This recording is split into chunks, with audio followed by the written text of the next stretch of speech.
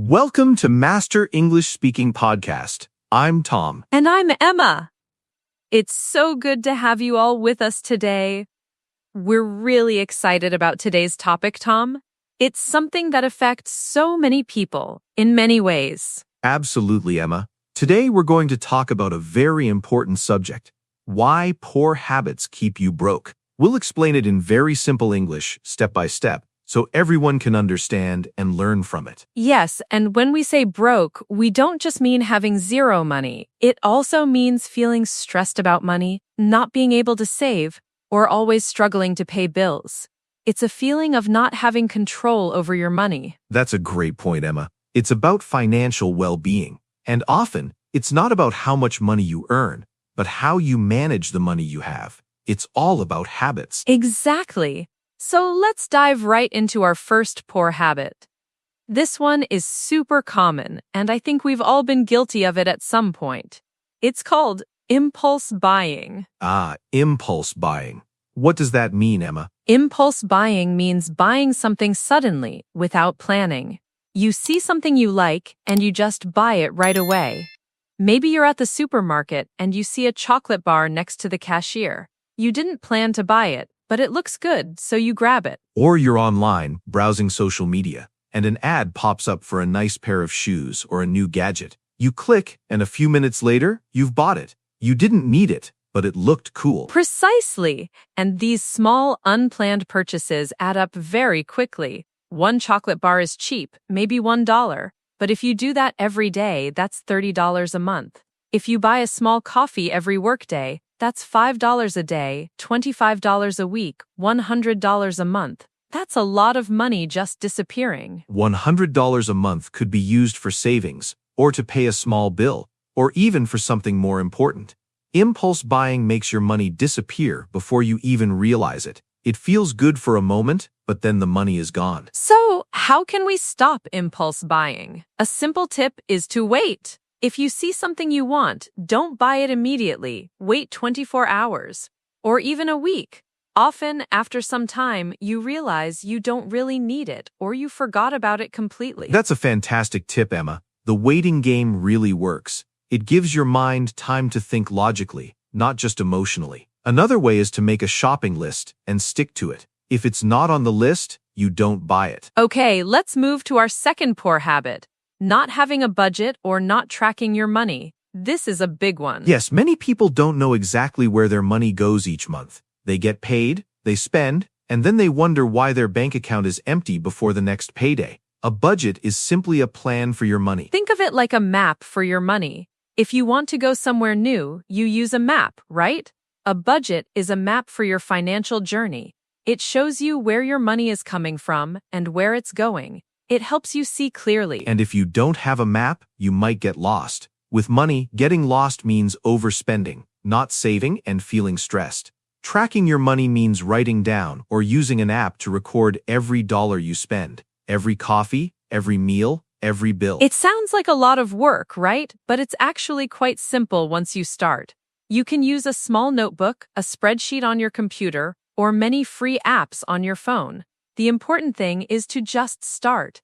Even for 1 week, try to write down everything you spend. And when you see it all written down, it can be a real eye-opener. You might realize, wow, I spend so much on eating out, or I had no idea how much I pay for subscriptions. This knowledge is very powerful because it helps you make better choices. Exactly. A budget helps you give every dollar a job. You decide this money is for rent, this is for food, this is for savings, and this much is for fun. When every dollar has a job, it doesn't just wander off. Okay, let's talk about the next poor habit: living paycheck to paycheck and not saving anything. This is very common and very difficult to break. Living paycheck to paycheck means that all the money you earn in one pay period is spent before the next one arrives. So when you get paid on Friday, you spend it all by the next Friday, and you have nothing left. It's a stressful cycle. Now, and if an emergency happens, like your car breaks down or you get sick, you have no money to cover it. This often means you have to borrow money, maybe with high interest, which makes things even worse. The solution is to start saving, even a very small amount. Many people think, I can't save, I don't have enough money. But even saving $5 a week is better than zero. Small amounts add up over time, and it builds a good habit. Think of it like building a house with small bricks. You don't build a house in one day. You add one brick at a time. Saving works the same way. The first step is to create an emergency fund. This is money only for unexpected problems, like losing your job or a medical emergency. Yes, an emergency fund gives you peace of mind. It's like a safety net. A good goal is to save enough money to cover 3 to 6 months of your living expenses. But don't feel overwhelmed. Start with just $500, then $1,000, then build from there. And make saving automatic. When you get paid, immediately send a small amount of money from your checking account to your savings account. You won't even see it, so you won't miss it. That's a brilliant strategy, Tom. It's called paying yourself first. You pay your savings account before you pay anyone else, before you spend on anything else. It's like a habit that does good things for you automatically. All right, our next poor habit is ignoring debt. Many people feel scared or ashamed of debt, so they pretend it doesn't exist. But ignoring debt makes it grow bigger and bigger. Debt is like a monster under your bed. If you don't look, it doesn't go away. In fact, it gets bigger. Interest on debt, especially on credit cards, can be very high. If you only pay the minimum amount each month, you're paying mostly interest, and the main amount you owe barely goes down. Exactly. Let's say you owe $1,000 on a credit card with 20% interest. If you only pay the minimum, it might take you many years to pay it off, and you'll end up paying 2 or 3 times the original amount. It's like throwing money away. So, the first step is to face your debt. Look at all your debts. How much do you owe? What is the interest rate for each one? This information is power. It might be scary at first, but it's the only way to start fighting the monster. Once you know, you can make a plan. A common strategy is the debt snowball method. You list your debts from the smallest amount to the largest. You pay the minimum on all debts, but you put any extra money you have towards the smallest debt. When the smallest debt is paid off, you take the money you were paying on it and you add it to the payment for the next smallest debt. This builds momentum, like a snowball rolling down a hill. It gets bigger and faster, and you feel a great sense of achievement each time you pay off a debt. Another method is the debt avalanche method, where you tackle the debt with the highest interest rate first. This saves you more money in interest in the long run. Choose the method that motivates you most, but the key is to have a plan and stick to it. Okay, our next poor habit is buying things to impress others. This is a social habit that can really hurt your wallet. Yes, it's buying expensive clothes, a fancy car, or a big house just because you want your friends, family, or even strangers to think you are successful or rich. But often, the people buying these things are actually going into debt to do it. It's like living a lie. You might look rich on the outside, but inside, you're stressed about money, or you're actually quite broke. People often buy things they don't need with money they don't have to impress people they don't even really like. It's a trap. True happiness and security come from within, not from what you own. Think about what truly makes you happy. Is it a new designer bag? Or is it having enough money to feel safe, to travel, or to spend time with loved ones without worrying? Most likely it's the second one. So instead of trying to keep up with others, focus on your own financial goals. What's important to you? Maybe it's owning a home, or retiring early, or starting your own business.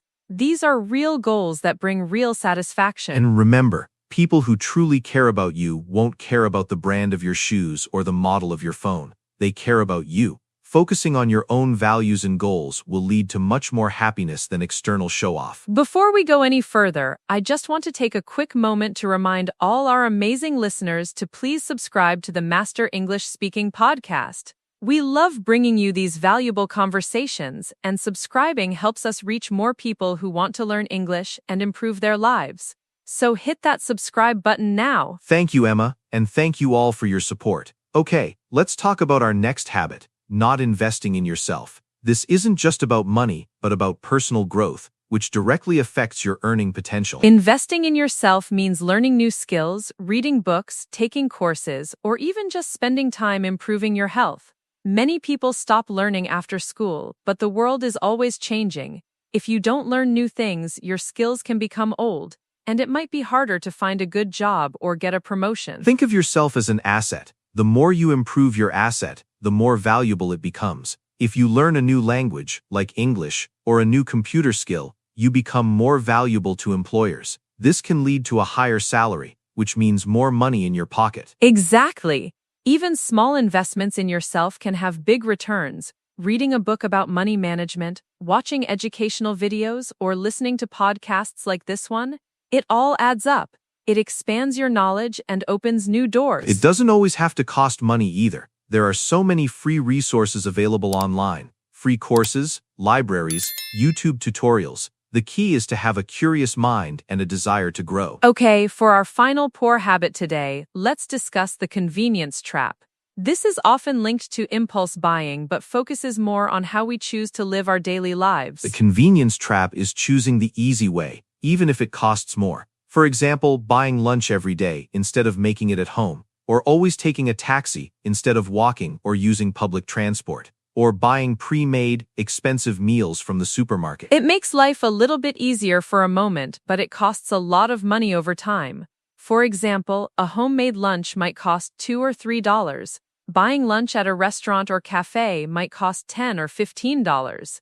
If you do this 5 times a week, that's $35 to $60 extra each week. Over a month, that's hundreds of dollars. And it adds up to thousands over a year. You might think, oh, it's just a few dollars. But these few dollars are exactly what keeps many people broke. They don't see the big picture. The solution is to think ahead. Plan your meals for the week, prepare snacks at home, try to use public transport or walk if it's possible. These small changes require a little effort, but they save a lot of money. It's about being mindful of your choices. Each small choice, each small habit, contributes to your overall financial situation. These aren't big, dramatic changes all at once, but consistent, small improvements. And remember, you don't have to change everything overnight. Pick one habit, maybe start with tracking your spending for a week, or try the 24-hour rule before buying something new. Small steps lead to big changes. Yes, small steps are powerful. So, to recap some of the poor habits we talked about today: impulse buying, not budgeting, living paycheck to paycheck, ignoring debt, buying to impress others, and falling into the convenience trap. These are all things we can work on. Yes, and the good news is that you have the power to change these habits. It starts with awareness, then with small, consistent actions. Your financial future is in your hands, and every positive habit you build makes a difference.